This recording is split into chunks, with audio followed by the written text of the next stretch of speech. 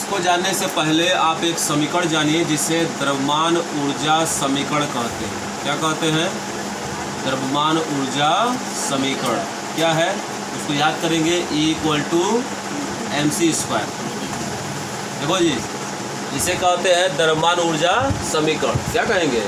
द्रव्यमान ऊर्जा समीकरण। द्रव्यमान ऊर्जा समीकरण का फॉर्मूला क्या होता है? E = mc²। जहाँ E क्या है, E को क्या बोलते हैं? उत्सर्जित ऊर्जा। कौन सी ऊर्जा? उत्सर्जित ऊर्जा। उत्सर्जित ऊर्जा का मतलब क्या होता है? निकलने वाली ऊर्जा, दहन होकर निकलने वाली ऊर्जा। यम क्या है? वस्तु का क्या? द्रव्यमान। और C को क्या बोलते हैं जी? इसको याद करिए। C को क्या बोलते हैं हिंदी में? प्रकाश की चाल। क्या कहते हैं? प्रकाश की चाल। प्रकाश की चाल कितनी होती है? जिसका मान, प्रकाश की चाल कितना होता है जी?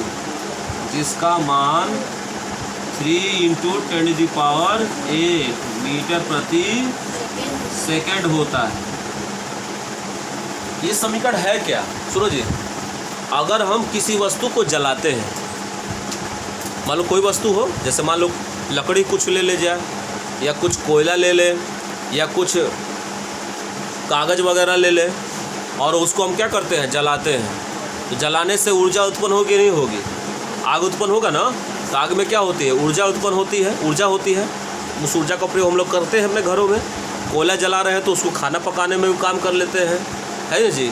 अगर लकड़ी जला रहे हैं तो उसका भी प्रयोग कहीं ना कहीं करते हैं। कागज़ जला रहे हैं तो उसको कहीं ना कहीं प्रयोग करते ही हैं। ठंड के मौसम में सेक लेंगे, नहीं तो भोजन बना लेंगे। तो जो वस्तु जल रही है उसमें उसके द्रव्यमान के कारण क्या होती है? ऊर्जा उत्पन्न होती है। द्रव्यमान के कारण क्यों होती है? क्योंकि वस्तु जितना बड़ा होगा जलाने पर उतनी ही अधिक ऊर्जा उत्पन्न होगी। सपोज करिए कि वस्तु कितना केजी का है? 1 केजी का है, और एक वस्तु 4 केजी का है, और हम दोनों वस्तुओं को क्या कर रहे हैं? जला रहे हैं। तो बताइए किस में अधिक ऊर्जा उत्पन्न होगी? 4 केजी। बात सीमित तौर पर समझिए, सीधे तौर पर है कि जिस वस्तु का द्रव्यमान अधिक होगा उसकी ऊर्जा उतनी ही अधिक होगी। इस सूत्र का प्रतिपादन किस वैज्ञानिक ने किया था उसको याद करिएगा। नाम है उनका अल्बर्ट आइंस्टीन। क्या नाम है?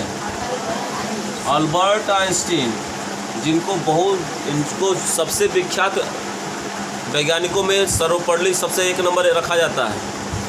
अल्बर्ट आइंस्टीन का नाम सुने हुए आप लोग।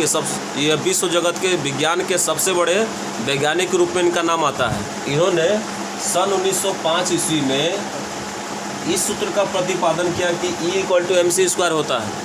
यानी उन्होंने वह सूत्र दिया जिसके द्वारा अगर किसी वस्तु को जलाएंगे तो उसके द्वारा जो उत्पन्न ऊर्जा होगी उसका मान इस सूत्र द्वारा निकाल सकते हैं। यानी हमको क्या चाहिए? केवल वस्तु का द्रव्यमान चाहिए। द्रव्यमान फिक्स तो होगा नहीं, हम वस्तु छोटा जला रहे हैं कि बड़ा जला रहे हैं हमारे ऊपर निर्भर करता है। लेकिन C क्या है? प्रकाश के चाहिए, तो ये तो फिक्स है। यानी हमको केवल वस्तु का द्रव्यमान चाहिए। अगर द्रव्यमान ज्ञात है तो इस सूत्र द्वारा हम आसानी से उसके द्वारा निकली हुई ऊर्जा, जो दहन होकर जो ऊर्जा निकलेगी, उसका वैल्यू निकाल सकते हैं।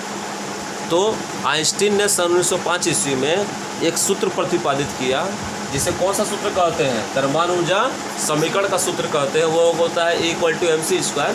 यह वह सूत्र है जिसके द्वारा किसी छोटी वस्तु को जलाने पर या बड़ी वस्तु को जलाने पर कितनी ऊर्जा निकलेगी, ऊर्जा का मान किस में निकालेंगे? जूल में निकालेंगे।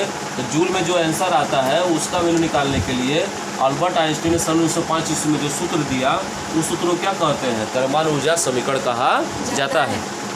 समझ रहे मेरी बात? अब देखिए यहाँ पर बोर्ड देखो जी, अल्बर्ट आइंस्टीन को सबसे महान वैज्ञानिक मानते हैं, लेकिन ये कुछ अलग किस्म के वैज्ञानिक थे। आप इनकी घटना सुनोगे तो उसके लिए आप याद करिए बढ़िया। देखिए बोर्ड पर जी,